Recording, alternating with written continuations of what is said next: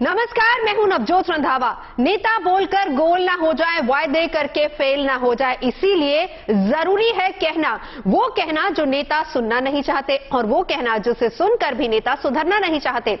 तो हमने उठाया है नेताओं को सुधारने का बीड़ा, तो नेताओं की आवाज में नेताओं को सुनाएंगे, नेताओं के तरीके से नेताओं को समझाएंगे, ऐसा कुछ करेंगे धमाल जिसे सुनकर नेता भी कहेंगे कहने भी दो यारो।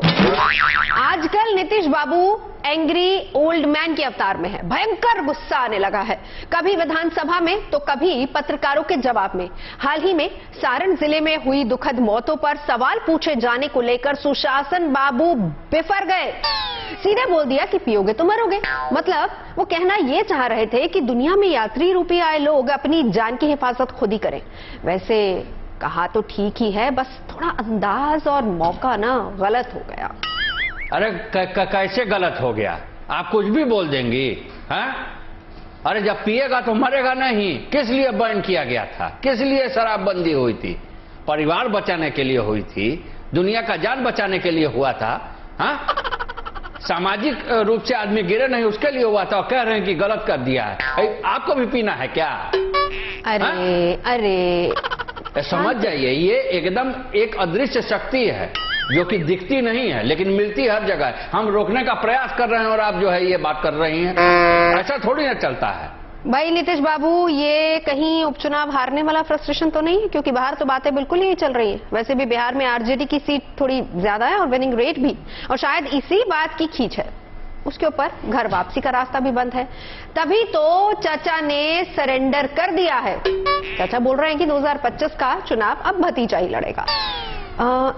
चाचा क्या करेंगे फिर? कहा तो वैसे ये जा रहा है कि बीजेपी के खिलाफ मोर्चा खोलेंगे, सारे विपक्षियों को एक साथ लेकर आएंगे। कहीं ये चाचा भतीजे की कोई डील तो नहीं है? इशारा क्या है हम समझने की कोशिश करते हैं। वैसे डील में ये भी कहा जा रहा है कि एक की लोकसभा, एक की विधानसभा। चलिए हम इस डील को क्रैक करने की कोशिश करते हैं। अरे कैसा डील है, बताओ बेटा। ठीक कह रहे हैं चाचा, अब हमारा भी तो उम्र हो गया है, अब तो युवा पीढ़ी को ही तो आगे आना है। हम तो क्रिकेट खेलते रहे हैं, अंडर आर्म भी हम डाले हैं चाचा को, कई दफे गुगली भी इनको डाल दिए हैं। तो ये तो चाचा ठीक कह रहे हैं कि 25 में तो सरकार तो हमारा ही ना बनेगा, और कौन चाचा सरकार बना सकता है बिहार में? भाई वही तो कह रहे हैं। अरे ये भाजपा वाले बस किसी भी तरह से कुर्सी में चिपकना चाहते हैं। अब हम लोगों का उम्र हो गया है, हम लोग जाएंगे तभी ना नया पीढ़ी आएगा। और हम किस लिए पलटी मारे हैं? बेटा के लिए ना मारे हैं, अपने ना सही, लेकिन ये भी तो बिहार का बेटा है ना, तो बिहार का बेटा के लिए जो भी करना पड़ेगा हम करेंगे। ओए डॉलर घमंड ना करियो, करियो घमंड तो टूट जाता है। डॉलर और रुपए की बात हम कर रहे हैं, तो डॉलर के इस घमंड को तोड़ने की कोशिश तो पूरी दुनिया कर रही है, लेकिन हुसैन बोल्ट की तरह और उसके साथ कंपटीशन करते हुए डॉलर एकदम तेजी से भागता भागता जा रहा है और रेस में मौजूद दूसरी सारी करेंसियां कहीं पीछे छूट रही हैं। लेकिन फिर भी उनके मुकाबले हमारा रुपया एकदम मजबूती से अडिग होके खड़ा है। अब इसे ध्यान से सुनिए मित्रों, बाकी करेंसी के मुकाबले हमारा रुपया मजबूत है और यही बहस का विषय है। Read between the lines. वित्त मंत्री निर्मला सीतारमण ने कहा है सदन में कि बाकी करेंसी के मुकाबले रुपया बहुत मजबूती से खड़ा हुआ है, लेकिन पता नहीं विरोधियों को इस बात से जलन क्यों होती है। Well, you know, I have always said that dollar is just like our Prime Minister, Mr. Modi, who is a world leader. So everything is being compared to the dollar, but it should not be there. Rupee should be a local issue. It should not be international. As far as international issue is concerned, dollar was tall, is tall, and will remain tall. Now, it is for you to decide. Dollar is not going to bow down. I don't want to get into the technicalities because most of the people will not understand economics. मैं सिर्फ इतना कहना चाहती हूँ कि dollar आगे बढ़ रहा है, लेकिन आपका रुपया क्या कर रहा है उससे मतलब नहीं है। डॉलर को मजबूत होना चाहिए, क्योंकि हमारा ट्रेडिंग तो डॉलर में ही हो रहा है ना। मैं रुपया हूं, ये कहते हैं कि मैं गिर रहा हूं, मैं गिर नहीं रहा हूं, मैं मजबूती से खड़ा हूं। ये कहते हैं मैं लुढ़क रहा हूं, मैं लुढ़कता हूं क्योंकि मैं कॉइन हूं। कॉइन गोल गोल करके लुढ़कता है, डॉलर नहीं लुढ़कता है। डॉलर कागज का है, कभी भी फटेगा। रुपया जहां गिरेगा खनक होगी, धमक होगी, पूरी दुनिया देखेगी। आज मैं बाकी करेंसियों से आगे निकल गया हूं, और तेज लुढ़कूंगा, और तेज भागूंगा, और डॉलर पर गिरूंगा, उसकी धमक बनेगी। मैं रुपया हूं।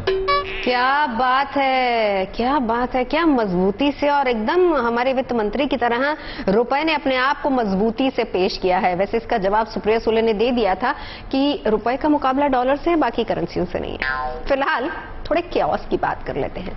चलिए हम आपको लिए चलते हैं। हवाई चप्पल पहनने वाले भी हवाई यात्रा करते हैं, लेकिन जब वो एयरपोर्ट पर पहुंचते हैं तो क्या होता है। तो अगर आजकल आप दिल्ली के वर्ल्ड क्लास एयरपोर्ट पर जाएंगे तो आपको थोड़ा सा कंफ्यूजन हो जाएगा। बिल्कुल ऐसा, एयरपोर्ट आए हैं, त्योहारी सीजन है, अब तो नया साल भी शुरू हो रहा है, आपको लगेगा कि कहीं आप रेलवे स्टेशन पर तो नहीं खड़े। देखिए, भीड़ के मामले में रिकॉर्ड तोड़ रहा है हमारा एयरपोर्ट, क्योंकि जाहिर सी बात है कि मोदी जी ने कहा था कि हवाई चप्पल वाले हवाई यात्रा करें, तो आजकल सभी लोग हवाई यात्रा कर रहे हैं। लेकिन एयरपोर्ट का हाल क्या है वो हमने पिछले दिनों देख लिया था। अब जरा एयरपोर्ट चलते हैं और लोग किस तरीके से एयरपोर्ट पर बातें करते हैं या परेशानियों से दो चार हो रहे हैं। उनकी परेशानियों को ज्योतिरादित्य सिंधिया तो समझ आए, लेकिन जनता की भी बात जरा सुन लेते हैं। सीधा हम आपको एयरपोर्ट लिए चलते हैं। आजकल क्या है, इतनी भीड़ हो गई है दिल्ली एयरपोर्ट के ऊपर। आप देखते हो इतनी भीड़, एक दूसरे के ऊपर आदमी चढ़ा हुआ है। अच्छा, हम दिल्ली वाले तो सड़क से ही बहुत परेशान थे। एयरपोर्ट पहुंचने में 3-3 घंटे भी लग जाते थे कभी कभी। मैं पिछले दिनों पहुंचा, मुंबई की फ्लाइट पकड़नी थी। पहले मुंबई पहुंचने में 2 घंटे लगते थे, अब 6 घंटे लगते हैं। 2 घंटे फ्लाइट में, 4 घंटे एयरपोर्ट पे। एयरपोर्ट की हालत देखो आप, इतनी भीड़, भाई साहब दिमाग खराब। ऐसा लगता है कि हम बस अड्डे पे आ गए हों। हवाई अड्डा लगता ही नहीं है। मोदी जी ने कहा था कि हवाई चप्पल पहनने वाला भी हवाई जहाज में जाएगा, लेकिन आज इतनी भीड़ है कि हवाई चप्पल रखने तक की जगह नहीं है। हवाई अड्डे में तो बेचारा कहां से जाएगा, क्या करेगा आदमी, इतनी भीड़ हो गई है। भाई साहब मैंने देखा आदमी चिप्स बेच रहा है वहां पे। ले लो चिप्स, ले लो चिप्स, ले लो, 2 रुपए 2 रुपए 2 रुपए, टमाटो चिप्स, पटाटो चिप्स। मैंने भाई 2 रुपए के चिप्स दे रहा है एयरपोर्ट के अंदर। भाई कस्टमर बहुत आ गया है, सस्ता कर दिया है। इतनी हालत खराब हो गई है, मतलब थोड़े दिन के बाद ये होने लगेगा। अच्छा, आपने चेकिंग देखी होगी, जब एयरपोर्ट पर चेकिंग होती है, आदमी पूरा बॉडी चेक करता है, फिर आदमी ऐसे हाथ खोलता है। अब वहां हाथ खोलने की जगह नहीं है, वो चेकिंग कैसे करवा रहा है, ऐसे इधर से चेक हो रहा है, इसकी सारी बॉडी सब चेक हो रही है।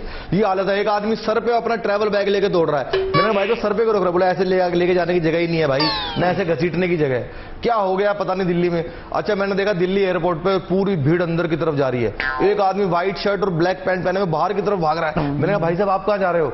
बोला मैं पायलट हूँ, मेरी फ्लाइट नहीं आई है अभी, तो मैं जब तक बाहर जाके दिल्ली में कैब चला के आता हूँ पार्ट टाइम में। वैसे एक भूकंप आया हुआ आजकल, पाताल लोक वाले भूकंप का जिक्र मैं कर रहा हूँ।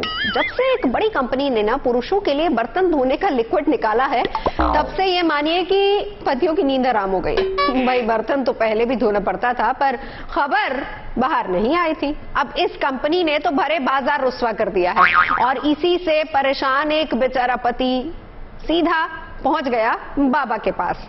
अब बाबा ने उसको क्या उपाय बताया, सुनिए जरा। देखिए, जो पति है, ये पति बड़ा दुखी पति है, और बेचारा सोचता है कि इतना ज्यादा सर पे बवाल आ गया है, सारे घर के काम करने, बर्तन तो धोते ही थे, अब ये नया वाला जो पाउडर, ये लिक्विड आया है, इससे इसकी बड़ी चर्चा है।